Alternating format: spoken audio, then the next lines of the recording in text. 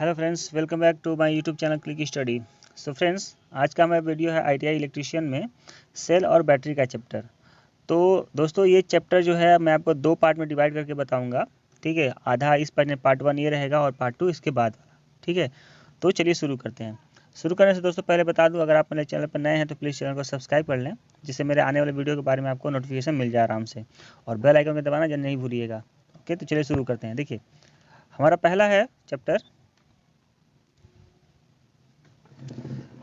हमारा पहला है, देखिए ये थोड़ा सा आपका मैं जूम करके इसे पढ़ा रहा हूँ। ठीक है, सबसे पहले हमारा सेल बैटरी हम पढ़ेंगे इसमें अभी। तो सेल बैटरी में हमारा है परिचय।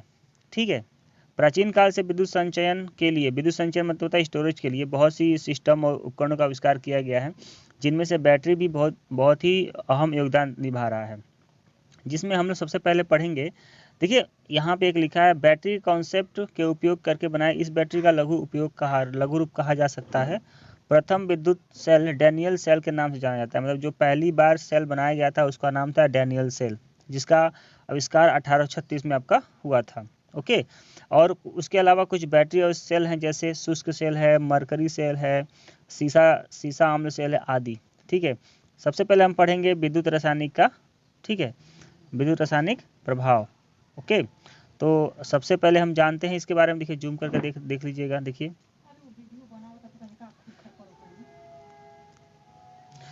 पहला है विद्युत धारा का रासायनिक प्रभाव। इसमें क्या है, विद्युत धारा का रासायनिक प्रभाव की खोज माइकल फैराडे ने 1934 में किया था। इसमें क्या होता है कि अम्ल तथा क्षार तथा लवणों जैसे कि sodium chloride, copper sulphate, silver nitrate इत्यादि के विलयन में विद्युत के चालक काम करते हैं। मतलब उसमें दो चालकों को, इलेक्ट्रोड को लगा देंगे, जिसमें धन और ऋण आयनों के आवागमन से जो रासायनिक क्रिया के फलस्वरूप जो विद्युत उत्पन्न होती है उसको कहते हैं। तो इसको बोलते हैं विद्युत रासायनिक प्रभाव कहते हैं। सबसे पहले इसमें होता है विद्युत अपघटन यानी इलेक्ट्रोलाइसिस। इलेक्ट्रोलाइसिस क्या होता है वो जानते हैं। फैराडे के नियमानुसार यदि रासायनिक विलयन में विद्युत धारा प्रवाहित की जाए तो विलयन अलग अलग अणुओं या आयनों में बढ़ जाता है। मतलब धन आयन और ऋण आयन में बढ़ जाता है। ठीक है, इसके बाद हम देखते हैं कि इस क्रिया में, इस क्रिया को विद्युत अपघटन कहते हैं। देखिए, चित्र आपका ये नीचे आप देख सकते हैं, चित्र इसका। ओके, ये आपको इसका फिगर देख सकते हैं। विद्युत अपघटन में क्या होता है कि कांच का एक बर्तन होता है। ठीक है, ये कांच का एक बर्तन है। ठीक है, इसमें दो इलेक्ट्रोड लगे, इसको एनोड और कैथोड बोलते हैं। एनोड को पॉजिटिव और कैथोड को निगेटिव बोलते हैं। इनको हम लोग बैटरी के द्वारा एक कुंजी लगी रहेगी। ठीक है, और बैटरी के द्वारा इसको कनेक्ट कर देंगे।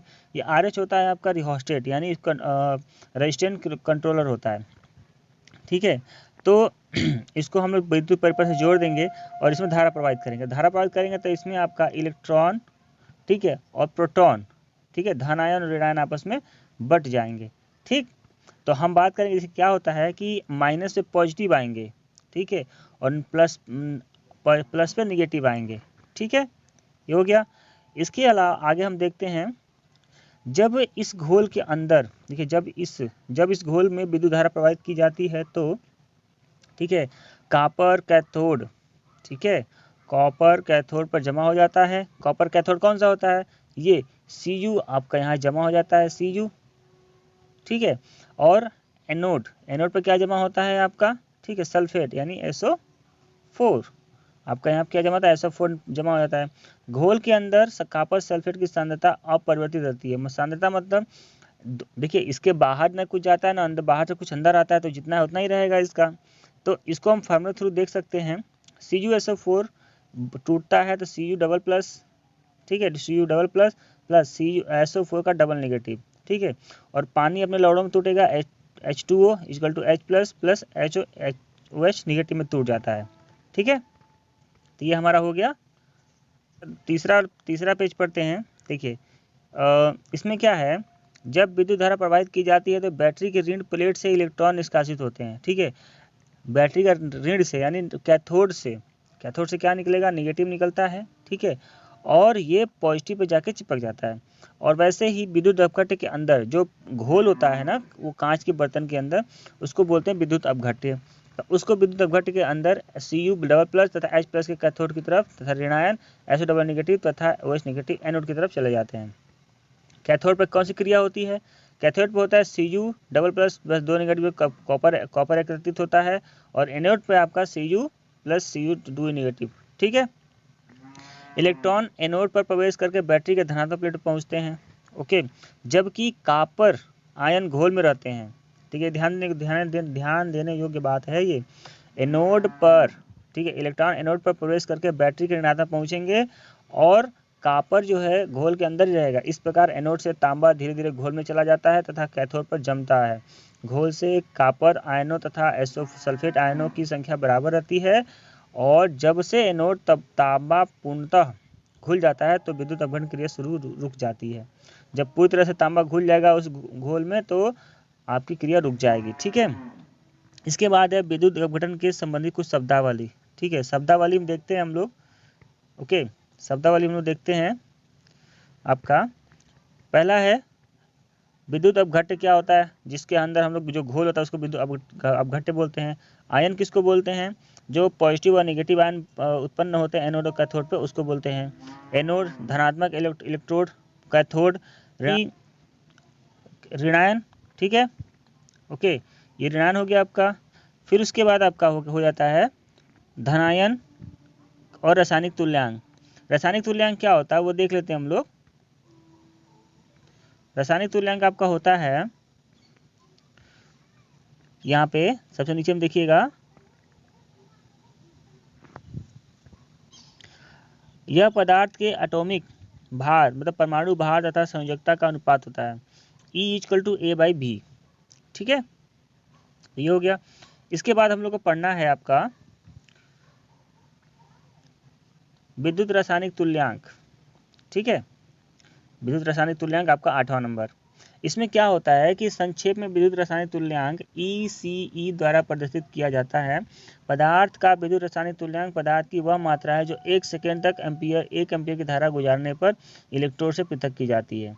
ठीक है, संयोजकता को सिंपली हम ये समझ सकते हैं कि किसी तत्व या परमाणु में जैसे उसके बाहरी कक्षा में जो इलेक्ट्रॉन होता है ना, जो अभिक्रिया में भाग लेता है, उसी को बोलते हैं संयोजकता। ठीक है, या उसके इलेक्ट्रॉन लेने की क्षमता होगी। ठीक है, आयनीकरण क्या होता है, यह इलेक्ट्रोड के पानी में घुलने पर अपने आवेशित आयन विभाजित होने की क्रिया है। आयोनाइजेशन की मात्रा इलेक्ट्रोड की प्रकृति पर निर्भर करता है, इलेक्ट्रोड की सांद्रता पर तथा तापमान पर निर्भर करता है। ठीक है, उसके बाद परमाणु भार यानी एटॉमिक वेट, किसी भी तत्व का भार कितना है उस पर। तो जैसे कि किसी तत्व के एक परमाणु का भार जब इसकी हाइड्रोजन के तुलना की जाती है तो उसको परमाणु भार बोलते हैं। अभी हमको पढ़ना है विद्युत अपघटन के नियम, विद्युत अपघटन का फैराडे का नियम। फैराडे का आपका नियम यहाँ नीचे में है। ठीक है, ध्यान देख लीजिएगा। प्रथम नियम यह है कि विद्युत अपघटन की प्रक्रिया में किसी इलेक्ट्रोड से मुक्त हुए अथवा उस पर जमे हुए पदार्थ की कुल मात्रा विद्युत अपघट्य में होकर प्रवाहित आवेश की कुल मात्रा के समानुपाती होती है, यानी M अनुक्रमानुपाती Q। M अनुक्रमानुपाती Q, और आप अनुक्रमानुपाती का चिन्ह हटाएंगे। ठीक है, तो Q बराबर IT होता है आपका, तो M अनुक्रमानुपाती IT हो जाएगा यहाँ पे। ठीक है, अब अनुक्रमानुपाती का चिन्ह हटाएंगे तो एक Z आएगा यहाँ पे हमारा। ठीक है, एक Z आएगा, तो इस Z को हम लोग बोलते हैं आपका, ठीक है, इस Z को हम लोग बोलते हैं रासायनिक तुल्यांक। ठीक है, इस Z को हम लोग बोलेंगे आपका नियतांक। ठीक है, इक्विवेलेंट। ठीक, देखिए ऊपर में, सबसे ऊपर में यहाँ पे। ठीक है, इसमें जेड मुक्त पदार्थ का विद्युत रासायनिक तुल्यांक इलेक्ट्रोकेमिकल इक्विवेलेंट यानी ECE कहलाता है। भिन्न भिन्न तत्वों के लिए इसका मान भिन्न भिन्न होता है। ठीक है, जैसे I बराबर 1 एम्पियर, T बराबर 1 सेकेंड और Z बराबर M हो जाएगा। ओके, इसके बाद आपको क्या पढ़ना है, इसके बाद आपको कहना है कि अतः किसी तत्व का विद्युत रासायनिक तुल्यांक इस तत्व के द्रव्यमान के बराबर होता है जो उस तत्व के इलेक्ट्रोड में 1 एम्पीयर की विद्युत धारा प्रवाहित 1 सेकंड में मुक्त होता है। ठीक है, ये हो गया। अब देखिए इसके बाद आपको देखो यहाँ पे दिया हुआ है पदार्थों के विद्युत रासायनिक तुल्यांक अलग पदार्थों का दिया है। उसके बाद द्वितीय नियम के बारे में यहाँ बात किया गया है। द्वितीय नियम क्या है, द्वितीय नियम है यदि भिन्न भिन्न इलेक्ट्रोडों में समान विद्युत धारा समान समय के लिए प्रवाहित की जाए तो मुक्त पदार्थ की मात्रा उनके रासायनिक तुल्यांकों के समानुपाती होती है। यानी ये आपका रियल फॉर्मूला M1/N2 = Z1/Z2। ठीक है, धातुओं को शुद्ध करना इसके बाद का टॉपिक है हमारा विद्युत अपघटन के अनुप्रयोग में धातुओं को शुद्ध करना। तो पहला है हमारा अशुद्ध या मिश्रित धातु को विद्युत अपघटन के द्वारा शुद्ध किया जाता है। इस विधि में मिश्रित धातु को एनोड, ध्यान दीजिएगा, मिश्रित धातु को जो एनोड बनाया जाता है, कैथोड शुद्ध धातु की पतली स्ट्रिप में के रूप में लिया जाता है। ठीक है। संघायित्र का निर्माण, उच्च धारिता का संघायित्र बनाने हेतु इलेक्ट्रोलाइसिस के द्वारा संघायित्र में दो प्लेटों के मध्य विद्युत परत तैयार की जाती है। इलेक्ट्रोप्लेटिंग, विद्युत किसी भी पदार्थ को या मेटल को, ठीक है, उस पर क्षरण से बचाने के लिए हम लोग उसको इलेक्ट्रोप्लेटिंग करते हैं। ठीक है। महंगी धातुओं की बारीक परत सस्ती धातु पर चढ़ाई जाती है। ठीक है। तो कई प्रकार के वस्तुओं पर सोना, चांदी, निकल, क्रोमियम, यहाँ पे देखिए 18 पे। ठीक है। जैसे यहाँ पे क्या है, लोहे पर निकिल की परत चढ़ाकर बर्फी करके उसे चमकीला बनाया जाता है। विद्युत इस्त्री का बेस कवर लोहे का होता है, उस पर निकिल की इलेक्ट्रोलाइसिस की परत चढ़ा दी जाती है। ठीक है। अब देखिए इसमें आपको यहाँ पे इलेक्ट्रोसिस, ठीक है, इलेक्ट्रोसिस करने का जो प्रोसेस है आपको यहाँ पे शो किया गया है, आप ध्यान दे सकते हैं। यहाँ पे देखिए ये रहा आपका फिगर। ठीक है। तो ये कैसे समझिए, कैथोड होता है, कैथोड का हम लोग रजिस्टर जोड़ के इसको हम लोग करंट जोड़ते हैं, डीसी जनरेटर से जोड़ देंगे। उसके बाद कॉपर की प्लेट होती है, इलेक्ट्रोलाइसिस, इसके अंदर ये बॉक्स के अंदर इलेक्ट्रोलाइसिस भरा हुआ है, इसे कॉपर की प्लेट होती है जिस पर हम लोग चढ़ाना है। ठीक है। उसको सामने रखेंगे, तो ये जो कैथोड होता है ना, इसी पर परत चढ़ानी होती है। ठीक है। जिस पर ये होता है ना, ये परत, ये इसी पर चढ़ानी होती है, जिस पर चढ़ानी होती है उसको हम लोग क्या बनाएंगे, कैथोड बना देते हैं। ठीक है। इलेक्ट्रोप्लेटिंग प्रक्रिया कैसी होती है, वह धातु जिस पर इलेक्ट्रोप्लेटिंग करनी होती है को अच्छी तरह साफ करके, ठीक है, साफ होनी चाहिए। इस वस्तु को ऋणात्मक इलेक्ट्रोड के रूप में तैयार तार से बांध कर इलेक्ट्रोड्स में डुबा देते हैं, इस तरह से, ये वाला। ठीक है। और इसके बाद जिस धातु के परत चढ़ानी उस धातु के अनुकूल लवण से इलेक्ट्रोलाइट तैयार करते हैं। इसका लवण से हम लोग क्या कर लेंगे, इलेक्ट्रोलाइट तैयार कर लेंगे। इससे इलेक्ट्रोलाइट से धातु धनात्मक आयन मुक्त होकर कैथोड पर जम जाता है। ठीक है। इससे जो है आपका आयन निकल कर इस पर जम जाएगा और आपका इलेक्ट्रोप्लेटिंग हो जाएगी। इलेक्ट्रोप्लेटिंग पढ़ेंगे।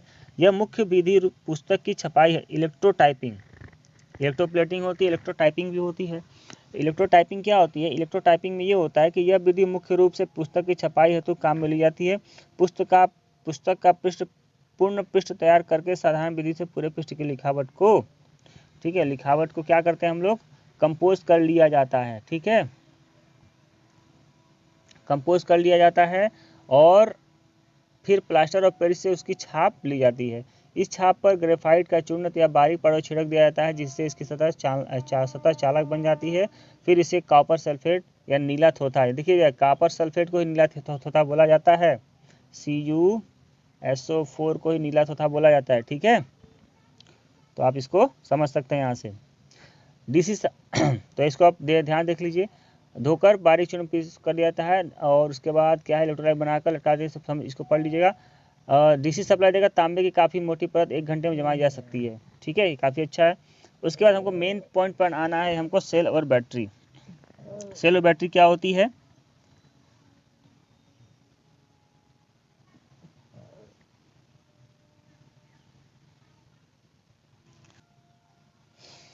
सबसे इंपॉर्टेंट पॉइंट हमारा है आज का सेल और बैटरी।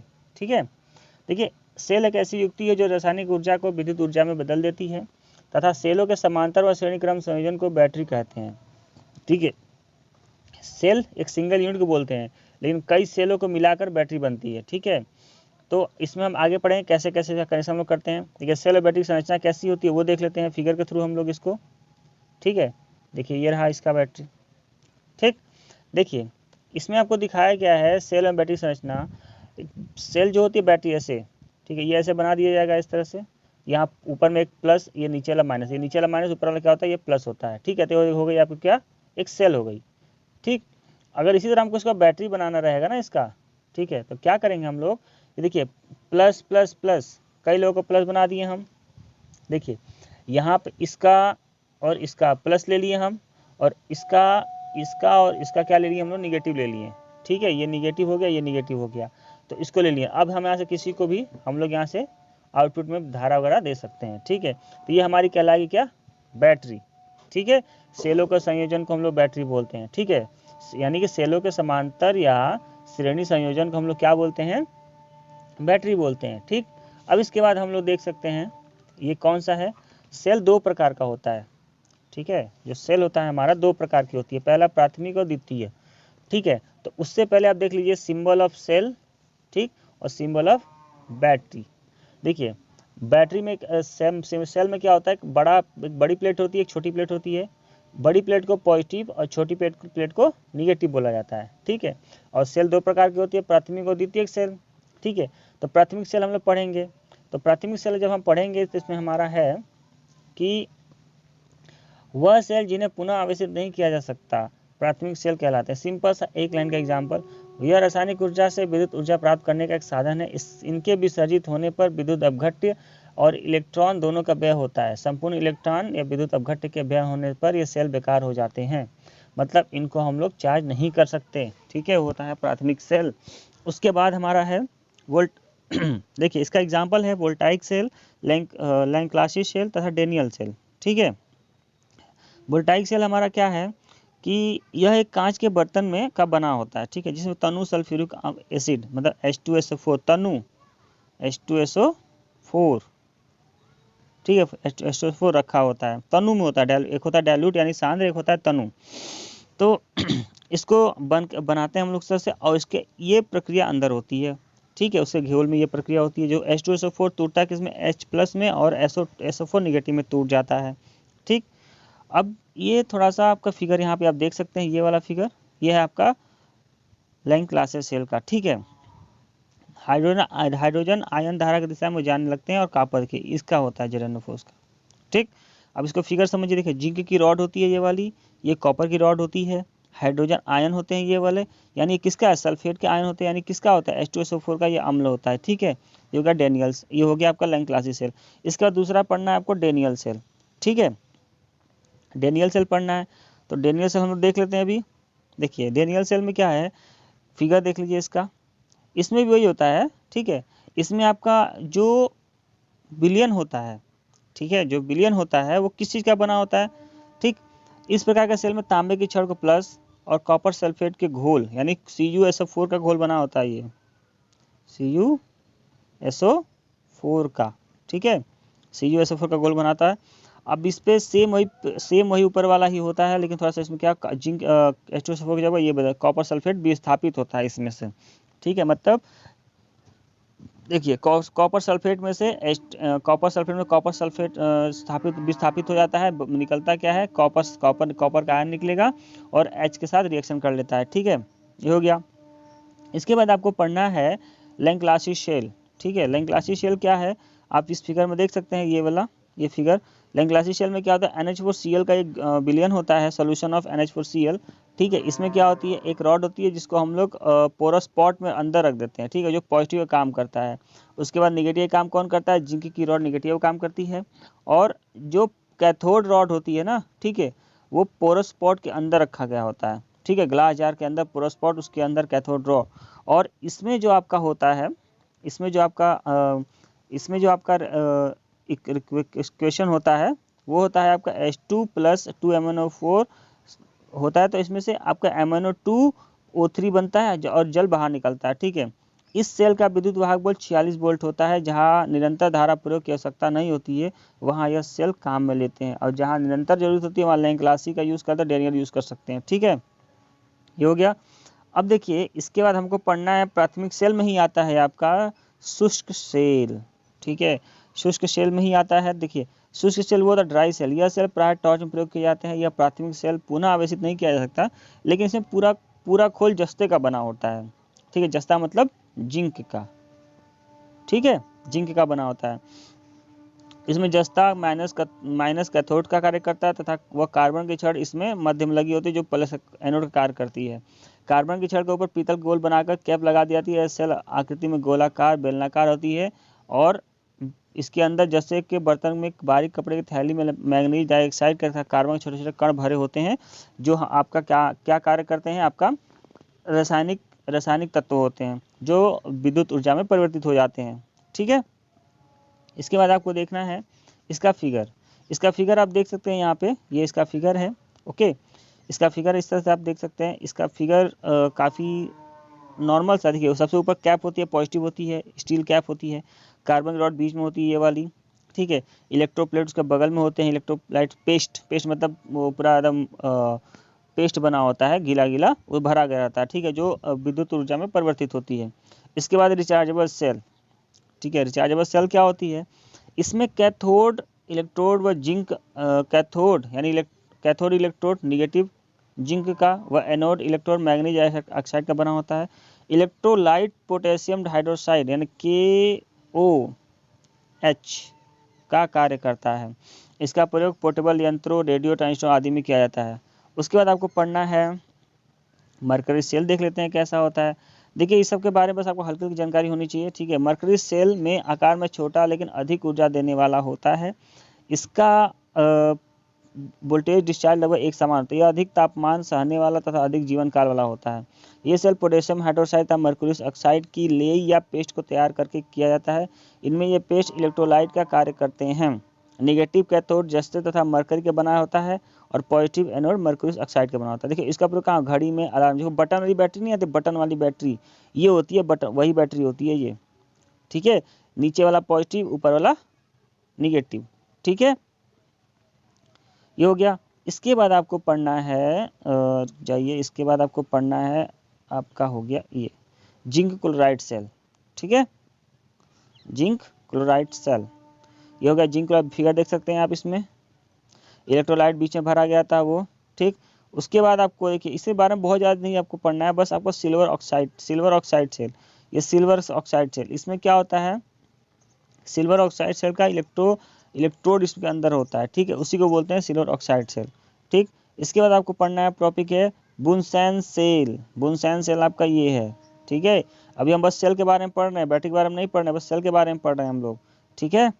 उसके बाद आपका सबसे इंपॉर्टेंट आता है आपका निकल कैडमियम सेल, NiC, ठीक है, निकल कैडमियम सेल। इसमें क्या होता है, आउटर केस जो होता है पॉजिटिव होता है, नीचे वाला निगेटिव होता है। अंदर आपका गोलोन जिंक का एनोड लगा होता है, और उसके बाद इलेक्ट्रोलाइट पोटेशियम हाइड्रोक्साइड, इलेक्ट्रोड के अंदर जो इलेक्ट्रोलाइट भरा होता है पोटेशियम हाइड्रोक्साइड KOH का इलेक्ट्रोलाइट्स भरा गया था, पेस्ट के रूप में भरा गया रहता है, ठीक है। और इसके बारे में थोड़ा सा नहीं ज़्यादा पढ़ने के लिए थोड़ा ये। उसके बाद आपका आता है क्षारीय सेल, इसको बोलते हैं अल्काइल सेल।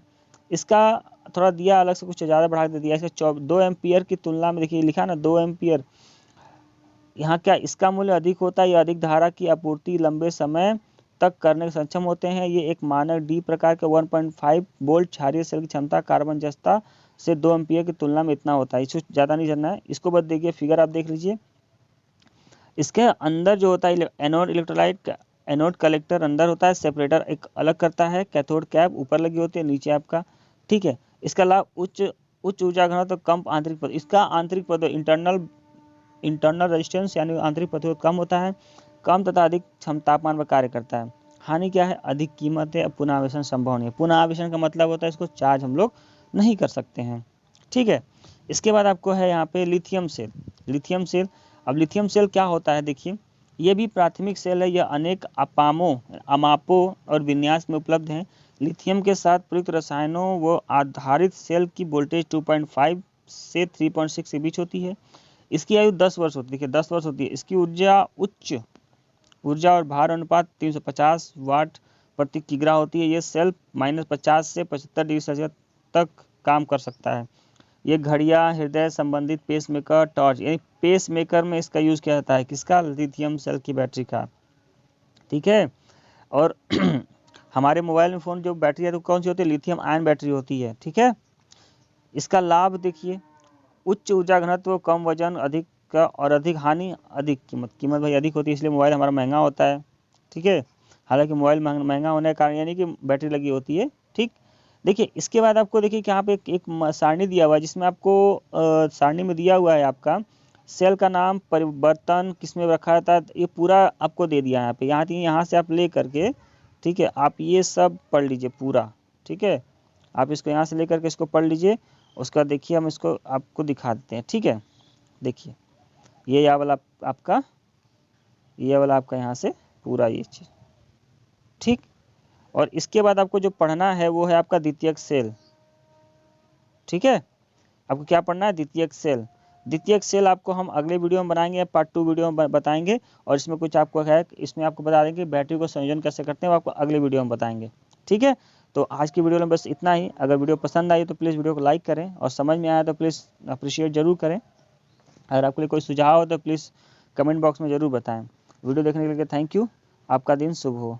जय हिंद।